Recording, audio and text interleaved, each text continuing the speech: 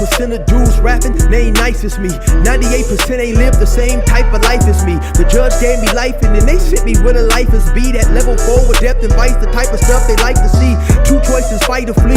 I refuse to die a chump. I never been a mark, but damn, it's scary when that riot jump. I seen dudes cry, get pumped, and some sexually brutalized. Knew a dude who lost his life and he was only doing 5 year-long racial fights when homie all you do is ride. Lonely days and nights up in a hole causing suicide. From the moment you arrive, you see the Mexican mafia, AB skinheads with big giant swastikas, pro-black philosophers, the BGF, the Kumi, and Muslims who will murk you from the nation to the Sunni. That MS was loony, quick to ride up on they rival. Even Christians went to church, hide knives up in they Bible. Political and tribal, the Crips and Damus, the Long Beach, the Hubs and the Dubs and the Grooves, the IE, the Bakersfield, the Dago Pyrus, the hustlers quick to roll, the gangsters gon' move. Whatever click you choose, you better Say what's cracking, YouTube?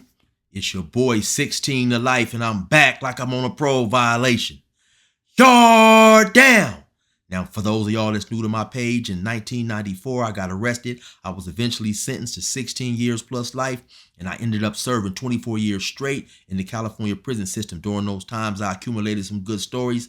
I'm going to share some with y'all today. If you happen to like the story, be sure to hit the like button, leave a comment, subscribe, and most importantly, man, hit that notification bell. That way, anytime I drop a story, you will be notified ASAP, and you can hop on it whenever you're ready. Yeah, man, that's me rapping on the intro right there. Like I told y'all, man, the flow is nothing like Curtis Blow. You want to check more of my music out? Go to my YouTube playlist and go to gas stations.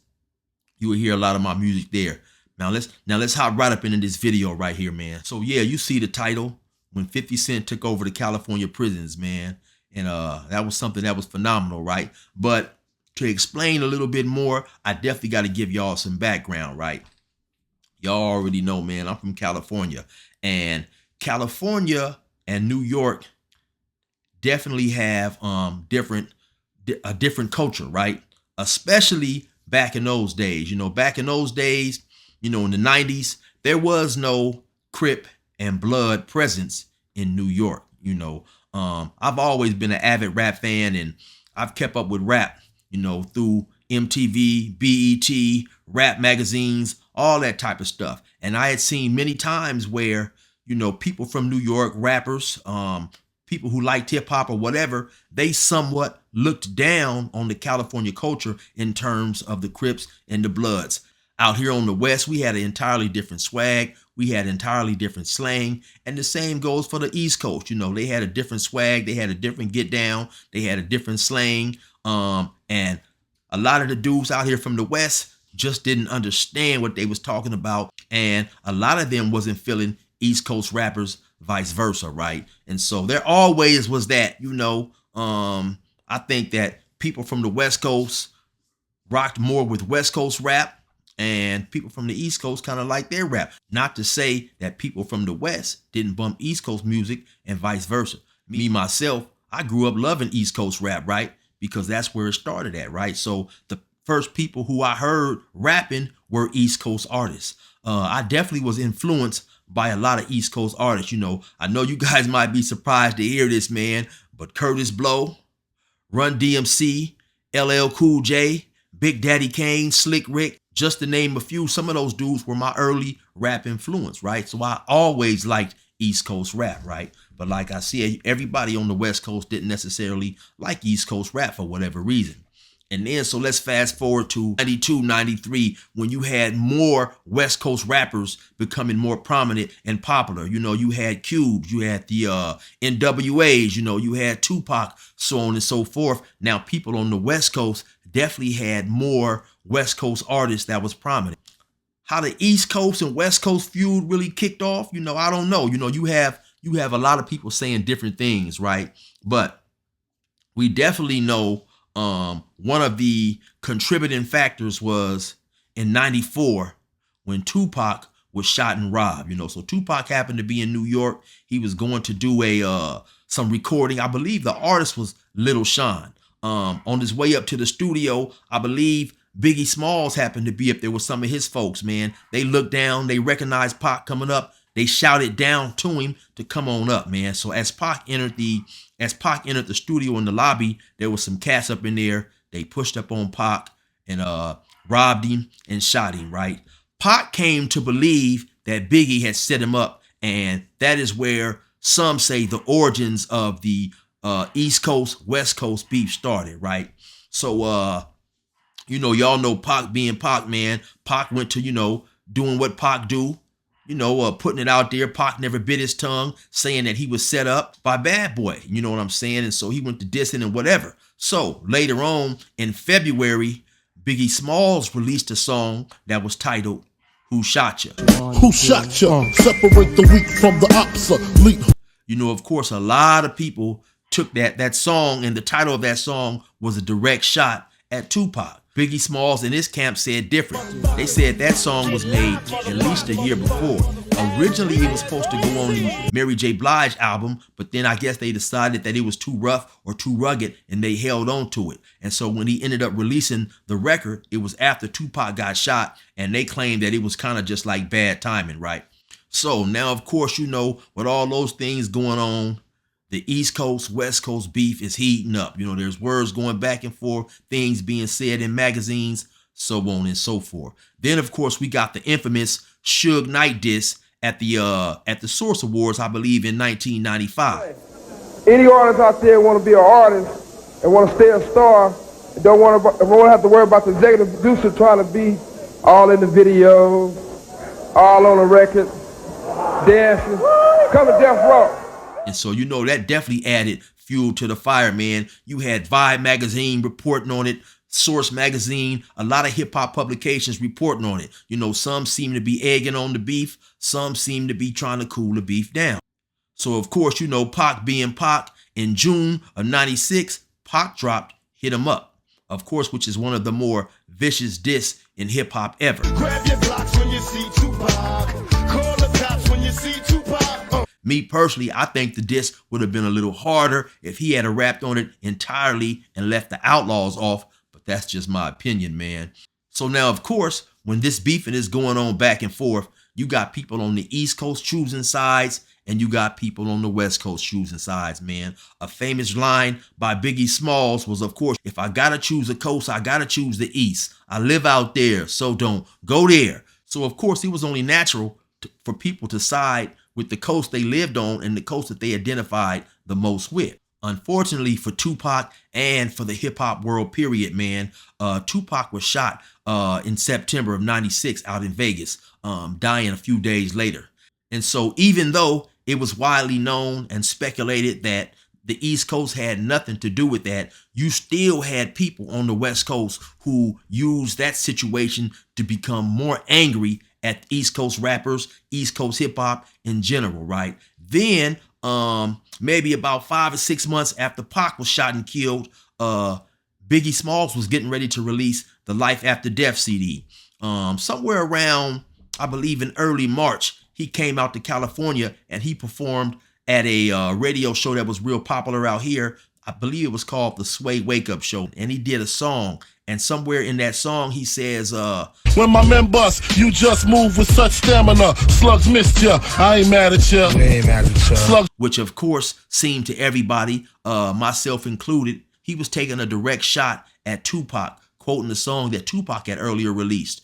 Now, keep in mind, right, this is 1997. So dissing the dead, taking sneak shots at people who were dead was definitely frowned on. And now we're not just talking about people. We talking about one of hip hop's most loved artists, Tupac, right? So that further just fueled the fire. About 8 days later, after Biggie appeared on the Wake Up Show, he was shot and killed also in Los Angeles, man. And honestly, if you ask me, hip hop suffered another big loss during that moment. Just in a matter of 6-7 months, we had lost two of the arguably best rappers in hip hop ever. So that was definitely upsetting for a lot of people, myself included. I'm a tremendous hip hop fan. And so keep in mind, like I said, at this time, I'm locked up in prison.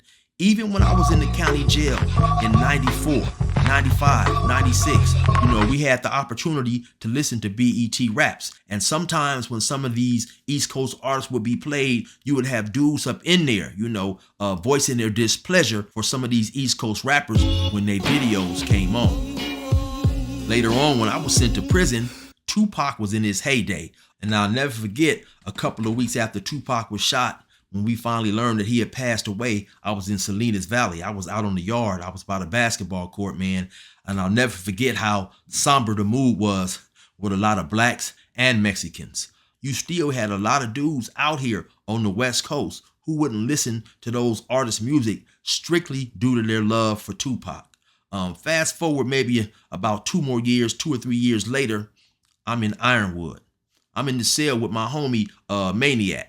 Now, like I said, I've always liked East Coast music because that's what I grew up listening to originally, right? And so you could always find West Coast music out here in these California prisons. I'm talking about, Ice Cube, NWA, Snoop Dogg, CJ Mack, the East Siders, so on and so forth, right? But if you wanted to listen to some East Coast music, that was extremely, extremely hard back in those days because nobody really had it. I would run across a few dudes who had some East Coast CDs from time to time, but to my recollection, none or the majority of those dudes were not gang members. Every 3 months, we could order what was known as a package, and that package could contain things like food, clothes, hygiene, electrical appliances, CDs, CD players, so on and so forth. So of course, being on the West Coast, there was always plenty of West Coast artists and CDs floating around. But I like to listen to a little bit of everything, and especially I stayed, or at least I tried to stay relevant to what was going on by subscribing to hip hop publications, Source, The Vibe, Double XL, whatever rap magazine was out at that time, I made sure to have a subscription to it, right? So there was a lot of music that was coming out that I was hearing rave reviews about that I wanted to listen to. So I remember I happened to order Reasonable Doubt, Mobb Deep Murder Music, The Life and Times of Sean Carter, and some other things. So when I finally went to pick my package up, I came back, the homie Maniac was like, "Hey, chill, what's up, man? What CDs did you get?" So I got to showing him my CDs. He gave me a look of cold disgust. He was like, "Man, what the hell is this stuff, man? We don't listen to this stuff. We don't listen to no Mobb Deep and none of this stuff right here." But eventually, man, Mobb Deep Murder Music became one of his favorite CDs, man. So shout out to my boy Maniac. Yeah, I'll put you up on something. And so, yeah, that was the sentiment, though, of a lot of dudes out here on the West Coast in terms of rap, man. They didn't mess with Jay-Z. They didn't mess with this artist, B.I.G., strictly due to their love of Pac, right? So like I say now, fast forward once again, maybe to about 2003. Around that time, some of your major rap artists was Eminem, Jay-Z, I believe Nelly, dudes like that was killing the game. At the particular prison I was in at the time, which was Ironwood, which is a prison in a city known as Blythe, which is really in the middle of the desert, maybe about an hour from Arizona, we didn't get any hip hop shows. When I happened to be in Salinas Valley, at least there was a cool hip hop show up there where I got to listen to a variety of music, West Coast, DMX, all types of stuff they played. But down here in Ironwood, I wasn't hearing any music. But like I said, I stayed current through hip hop with these hip hop publications. And I was reading a lot about the rapper 50 Cent, Eventually I got to hear the song How to Rob. I don't know how I happened to hear that some type of way, but I wasn't really impressed with that song, To me, that song was more of a gimmick, trying to get some attention for the artist he was talking about that he would rob in that song. Though I was definitely starting to run across his name more and more in a lot of the rap magazines that I was ordering, and they was basically saying he was out there killing the game with the mixtapes and he was the new hot artist, right? Then of course, we're all familiar with the situation where he was shot 9 times, right? And so I definitely believe that elevated his status. I know at the time that he was shot, he ended up getting dropped by his record company, and a lot of record labels wasn't necessarily wanting to deal with him. But as far as dudes who listened to rap and dudes who loved hip hop, man, they saw that dude as a real street dude, right? And let's go back and let's think about it. Back in those times, you know, some of the quote unquote gangster rappers we had back then was Scarface, NWA, Ice Cube, Snoop Dogg, so on and so forth, right? Now, not to say that those dudes was never really in the street like that, but in my opinion, those dudes were more street reporters if we look back on it, right? Now, talking about 50 Cent and him doing the things that he was doing and him getting shot, to me, in my opinion, he was really the first mainstream major artist to really be out there in the streets like that. You know, 50 Cent was really the first drill rapper. So, of course, by me being in prison and in a prison in the middle of nowhere with only about 8 or 9 TV stations, I have no idea how hot 50 Cent's music is getting. I can't remember if it was my boy Penwan from Grape Street or my boy Prentice, because both of those dudes always stayed with a lot of new music. But they had got off the phone one day talking about how hot 50 Cent was out there on the street and that he had his CD coming in his package that he had just ordered. Now, I don't remember exactly how long it was. Maybe about a week later, his package arrived and he had that new 50 Cent, Get Rich, Die Trying.